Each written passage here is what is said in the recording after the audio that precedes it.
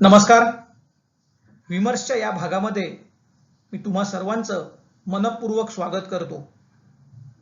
विमर्शच्या या भागात आपण बघणार आहोत ते अर्थमंत्री निर्मला सीतारामन यांनी 1 फेब्रुवारीला सादर केलेल्या फायनान्शियल इयर 23-24च्या युनियन बजेटमध्ये पर्सनल टॅक्सशी रिलेटेड 5 मोठ्या घोषणा आणि सगळ्यांच्या मनात असलेला आत्ताचा खूप मोठा प्रश्न म्हणजे प्रस्तावित कर रचनेच्या नवीन रेजिम मध्ये म्हणजे न्यू रेजिम मध्ये जायचं का ओल्ड रेजिम मध्ये जायचं. मी आशा करतो की हा व्हिडिओ संपूर्ण बघितल्यावर तुमच्या सर्व शंकांचं या ठिकाणी निरसन होईल. आपल्याला हा व्हिडिओ आवडल्यास विमर्श चॅनल सबस्क्राइब करा, या व्हिडिओला लाईक करा आणि आपल्या सर्व मित्रांबरोबर शेअर करा. तर या भागामध्ये आपण बघूयात या युनियन बजेटमध्ये माननीय अर्थमंत्री निर्मला सीतारामन यांनी केलेल्या 5 मोठ्या घोषणा. सर्वात पहिली घोषणा होती ती म्हणजे tax rebate limit increase to 7 lakh. या ठिकाणी 2 गोष्टी लक्षात घ्यायच्या आहेत. हे टॅक्स रिबेटचं जे लिमिट आहे ते फक्त न्यू रेजिमसाठी ऍप्लिकेबल आहे, ओल्ड रेजिमसाठी नाही. आणि दुसरं म्हणजे आता या वर्षापासून म्हणजे 1 एप्रिल 2023 पासून बाय डिफॉल्ट सगळेजण न्यू रेजिम मध्ये असतील. ओल्ड रेजिम मध्ये जायचा ऑप्शन सगळ्यांना पगारदारांना असेल, परंतु त्या ठिकाणी जायचं का नाही याच मोठ्या प्रश्नाचं उत्तर आपण व्हिडिओमध्ये नंतर बघणार आहोत. त्यानंतरची सगळ्यात मोठी घोषणा म्हणजे इन्कम टॅक्स स्लॅब्स हे आता फक्त 5 असतील.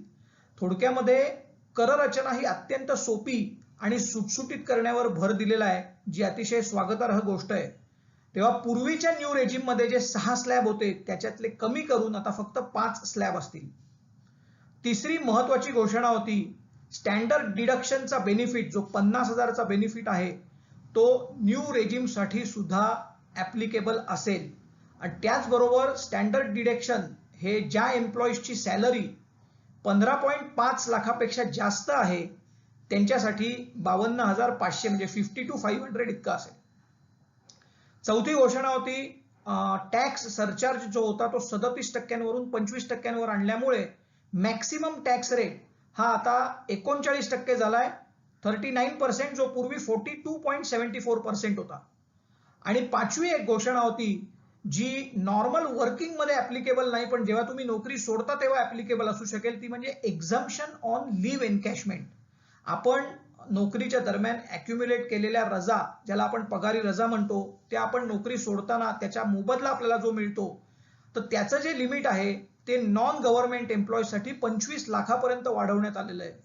आणि यापूर्वी हे लिमिट माझ्या मते 10 लाख होतं. ही सुद्धा एक अत्यंत स्वागतार्ह अशी घोषणा आहे असं मी म्हणेन. तर या 5 मोठ्या घोषणा आहेत. या व्हिडिओमध्ये आपण जे बघणार आहोत ते पहिले 2 पॉइंट खूप डिटेल्स मध्ये बघणार आहोत आणि त्याचा आपल्यावर कसा परिणाम होणार हे बघणार आहोत. तर आता आपण इन्कम टॅक्स स्लॅब 2023-24 साठी काय असतील हे बघू. सगळ्यात पहिल्यांदा एक्सप्लेन करण्यासाठी सांगतो की अजूनही ओल्ड रेजिम आणि न्यू रेजिम हे 1 एप्रिल 2023 नंतर असेल, पण नवीन करदाते किंवा आत्ताचे करदाते आहेत ते बाय डिफॉल्ट हे न्यू रेजिम मध्ये जाणार आहेत. त्यामुळे त्यांचा जो कर दर असेल तो या ठिकाणी जो पहिला कॉलम दाखवलेला आहे इफेक्टिव्ह फ्रॉम 1 एप्रिल तो असेल. तो आपण एकदा बघूया. 3 लाखापर्यंत कुठल्याही प्रकारचा कर नाही. 3 ते 6 लाखाच्या ब्रॅकेटमध्ये 5%, 6 ते 9 लाख मध्ये 10%, 9 ते 12 मध्ये 15%, 12 ते 15 मध्ये 20% आणि 15 लाखापेक्षा अधिक उत्पन्नासाठी 30%. आता प्रश्न असा आहे की जी घोषणा झाली 7 लाखापर्यंतचं उत्पन्न हे न्यू रेजिम मध्ये जर टॅक्स फ्री असेल किंवा त्याच्यात टॅक्स रिबेट असेल तर हे टॅक्स रेट इथे तर 3 ते 6 लाखाला 5% दाखवतोय. याचा अर्थ असा आहे की तुमच्या आत्ताच्या उत्पन्नामधून एक उदाहरण घेऊ आपण. आपलं उत्पन्न 7,50,000 आहे, त्याच्यामधून न्यू रेजिम साठी फक्त स्टँडर्ड डिडक्शन वजा होईल आणि आपलं उत्पन्न 7 लाख झालं तर हे 2 जे ब्रॅकेट्स आहेत 0 to 3 आणि 3 to 6 हे आपल्याला ऍप्लिकेबल होणार नाहीत आणि या ठिकाणी आपला कर दर 0 होईल, म्हणजे आपल्याला कुठल्याही प्रकारचा कर द्यायला लागणार नाही. परंतु हेच जर आपलं टॅक्सेबल इन्कम 7 लाख आणि 1 रुपया इतकं जरी झालं तरी आपलं करदायित्व किंवा आपल्याला टॅक्सेबल इन्कम होतो 25,000 रुपये आणि त्याच्यावर आपल्याला सेस भरावा लागतो 4%, हे लक्षात घ्या. सॉफ्टवेअरमध्ये आपण ज्याला बाउंड्री केस सिनारिओ म्हणतो, तो हा बाउंड्री केस सिनारिओ न्यू टॅक्स रेजिम मध्ये असणार आहे. उत्पन्न 7 लाखापेक्षा 1 रुपया जरी जास्त झालं तरी आपल्याला 25,000 टॅक्स त्याच्यावर भरायला लागणार, कारण 3 ते 6 लाखाच्या उत्पन्नावरचं 5%नी 15,000 आणि वरच्या 1 लाखाचं 10%नी 10,000, असे 15 आणि 10 25,000 आपल्याला टॅक्स भरावा लागेल. तेव्हा हे लक्षात घ्या. आता न्यू टॅक्स रेजिम प्रिव्हियस मी डिस्कस करणार नाही, पण इथे आपल्याला ते जे 6 टॅक्स स्लॅब दिसत आहेत ते कमी करून ते आत्ताचे आपण बघितले ते 5 टॅक्स स्लॅब झाले. सगळ्यात महत्वाचा प्रश्न, ओल्ड टॅक्स रेजिम जी 22-23 मध्ये आजही आहे, म्हणजे 2.5 लाखाच्या उत्पन्नापर्यंत करपात्र नाही, 2.5 ते 5 लाखावर 5%, 5 ते 10 लाखाला 20% आणि 20 लाखापेक्षा जास्त उत्पन्न असेल तर 10 लाखापर्यंत जास्त उत्पन्न असेल तर 30%. तर हे कायम राहणार आहे. आता महत्वाचा प्रश्न असा आहे बऱ्याच नोकरदारांच्या मनामध्ये की मी ओल्ड टॅक्स रेजिम मध्ये राहणार का मी न्यू टॅक्स रेजिम माझ्यासाठी जास्त सोयीस्कर आहे. आणि आता ह्या प्रश्नाचं उत्तर बघण्यासाठी आपण फक्त न्यू टॅक्स रेजिम आणि ओल्ड टॅक्स रेजिमची एक छोटीशी कंपॅरिझन बघू, ज्याद्वारे आपल्याला कळेल की न्यू टॅक्स रेजिम मध्ये कुठल्या प्रकारचे जे पूर्वीचे जे टॅक्स सेव्हिंग इन्स्ट्रुमेंट होते हे आता ऍप्लिकेबल नसतील आणि ओल्ड टॅक्स रेजिम मध्ये ते आता आपण वापरतो. आणि या कंपॅरिझन नंतर आपल्याला थोडंसं क्लिअर होईल की आपण काय करू शकतो. तर या ठिकाणी आपल्याला दिसतंय की पूर्वीच्या ज्या स्कीम होत्या ATC, ATCCD1, ATCCD2, ATTTE, ATD, या सगळ्या ज्या आहेत त्या न्यू टॅक्स रेजिम मध्ये कुठल्याही ऍप्लिकेबल नसतील. थोडक्यात तुम्हाला मिळणारा पगार वजा स्टँडर्ड डिडक्शन एवढंच एक्झम्पशन न्यू टॅक्स रेजिम मध्ये असेल. आणि या ठिकाणी आपण 2 कॉलम बघताय, ओल्ड टॅक्स रेजिम आणि न्यू टॅक्स रेजिम. फक्त एकच गोष्ट या ठिकाणी आपल्याला दिसतीये जी या ठिकाणी न्यू टॅक्स रेजिम मध्ये अलाउड आहे, ती म्हणजे स्टँडर्ड डिडक्शन. याच्यानंतर न्यू टॅक्स रेजिम मध्ये गेल्यानंतर कुठल्याही प्रकारचं टॅक्स सेव्हिंग इन्स्ट्रुमेंट आपण वापरून टॅक्स वाचवू शकत नाही, हे एकदा आपल्या मनावर कोरून घेऊ. परंतु आतापर्यंत बऱ्याचशा पगारदार लोकांची जडणघडण अशी झालेली असती की मी कुठल्या टॅक्स सेव्हिंग इन्स्ट्रुमेंट मध्ये गुंतवू जेणेकरून माझा टॅक्स वाचेल. पण थोडक्यामध्ये हीच मानसिकता बदलून आता जी नवीन पिढी आहे त्यांच्यासाठी न्यू टॅक्स रेजिम जास्त योग्य ठरेल. थोडक्यात सांगायचं झालं तर निर्मला सीतारामन यांचं हे बजेट म्हणजे ज्ञानेश्वर महाराजांनी सांगितल्याप्रमाणे जो जे वांछील तो ते लाहो असं आहे, असं मला वाटतं. आणि न्यू टॅक्स रेजिम मध्ये राहणाऱ्यांना ते फायदेशीर ठरेल, ओल्ड टॅक्स रेजिम मध्ये राहणाऱ्यांना ते फायदेशीर ठरेल. पण महत्वाचा प्रश्न असा आहे की मी कुठे राहायला पाहिजे. आणि ही कंपॅरिझन जेव्हा आपण बघाल तेव्हा आता आपण पुढच्या स्लाइड मध्ये बघू की आपल्या प्रश्नाचं उत्तर आपल्याला याच्यामध्ये मिळेल का.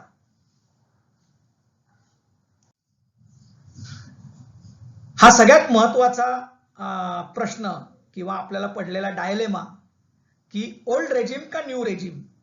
आता ह्या प्रश्नाचं उत्तर जर आपल्याला हवं असेल तर आपल्याला जो समोरचा तक्ता दिसतोय तो छोट्या फॉन्टमध्ये असला तरी मी एक्सप्लेन करून सांगतो.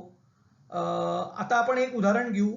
7.5 लाखाचा इन्कम असलेल्यांचं आपण उदाहरण घेतलं. 7.5 लाखामधून स्टँडर्ड डिडक्शन 50,000 केलं तर ओल्ड रेजिमला आणि न्यू रेजिमला दोन्ही ऍप्लिकेबल आहे.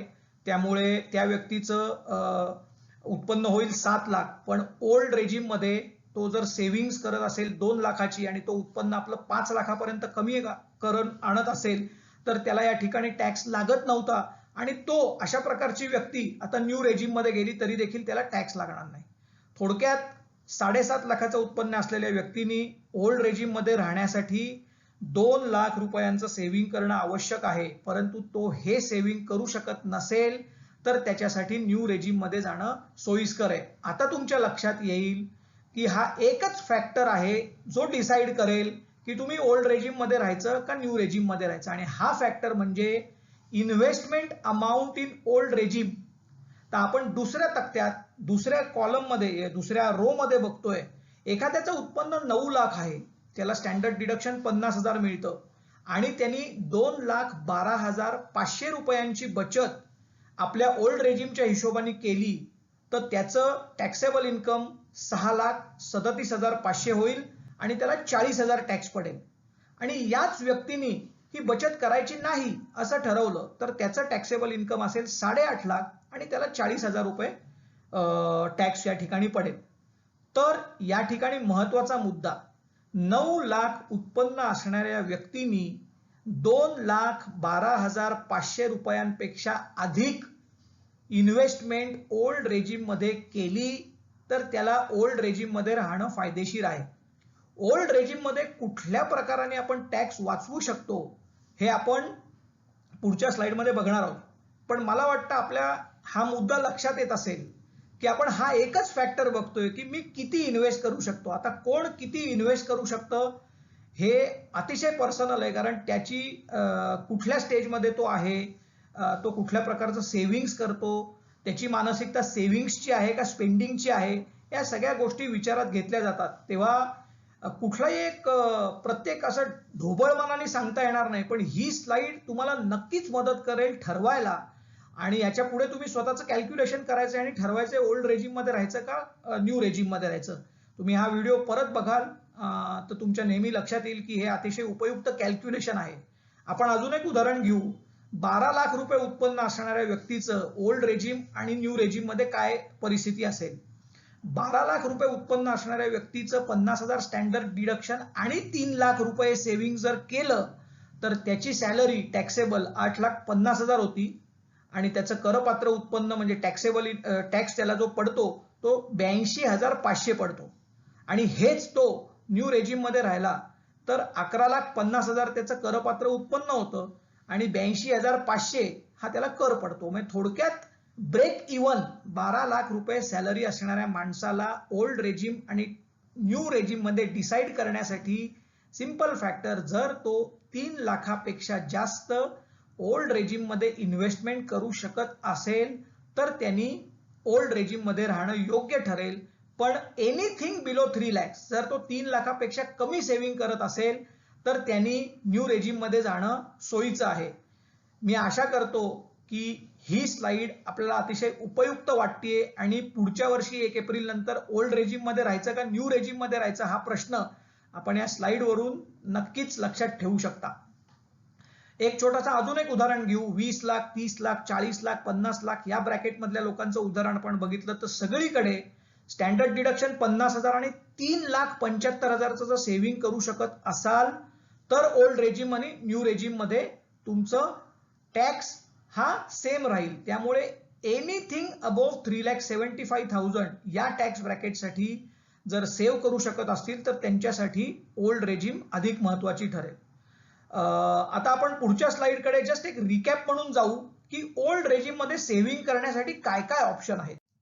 तर ते जर आपण बघितलं तर सगळ्यांनाच माहिती आहे एटीसी मध्ये आपण 1.5 लाखापर्यंत बचत करू शकतो.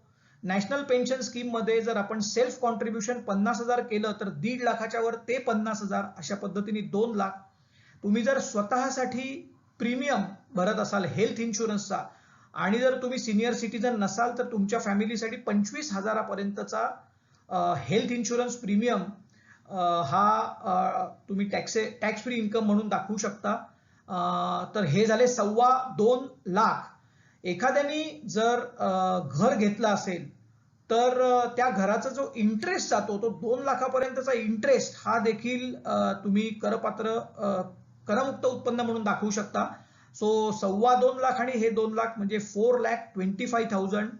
गेट डिडक्शन ऑन रेंट हा खूप महत्वाचा भाग आहे, कारण जे रेंटवर राहतात आणि ज्यांना HRA मिळतो तर अशा लोकांसाठी न्यू टॅक्स रेजिम मध्ये HRA हा कन्सिडर केला जात नाही, पण ओल्ड रेजिम मध्ये केला जातो. मग ते तुम्ही या ठिकाणी ऍड केलं तर तुम्ही अजून इन्व्हेस्टमेंट दाखवू शकता ओल्ड रेजिम मध्ये. अजून एक महत्वाचा मुद्दा म्हणजे तुमच्या सेव्हिंग्ज अकाउंट मध्ये जास्त रक्कम असेल आणि त्याच्यावर तुम्हाला 10,000 रुपयांपर्यंत व्याज मिळत असेल तर ते देखील करमुक्त होतं. तेव्हा हे 10,000 तुम्ही ऍड करू शकता. आणि कॉन्ट्रीब्युशन टू चॅरिटी म्हणजे ATD हा किती करता तुम्ही हे आहे.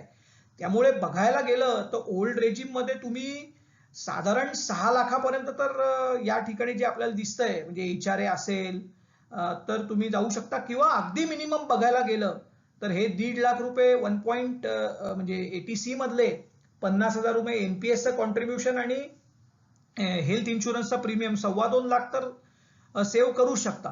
तर आता प्रत्येकाने कॅल्क्युलेशन त्याचं करायचं आहे की मी किती सेव्ह करू शकतो. आणि आपण मागच्या स्लाइडमध्ये जे बघितलं होतं की minimum amount to invest in old regime to stay at par with new regime, हा जो फरक आहे हा फरक प्रत्येकाने आपला आपला कॅल्क्युलेट करायचा आहे. हाच या व्हिडिओचा टेक अवे असेल.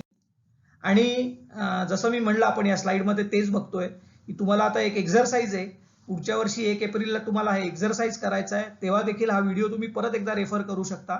आणि based on the minimum amount that you can invest, तो जो थ्रेशोल्ड आपण बघितला होता प्रत्येक सॅलरी ब्रॅकेटसाठी, त्या हिशोबाने आपण ठरवू शकता ओल्ड रेजिम मध्ये राहायचं का न्यू रेजिम मध्ये राहायचं. अर्थात यामध्ये काही शंका असतील तर आपण आपल्या फायनान्शियल प्लॅनरला कन्सल्ट करू शकता. आपल्याला याबद्दल काय अजून शंका असतील तर आपण जरूर या व्हिडिओच्या कॉमेंटमध्ये टाकू शकता त्याचं उत्तर, किंवा मला आपण कॉन्टॅक्ट करू शकता 7720006453 या नंबरवर.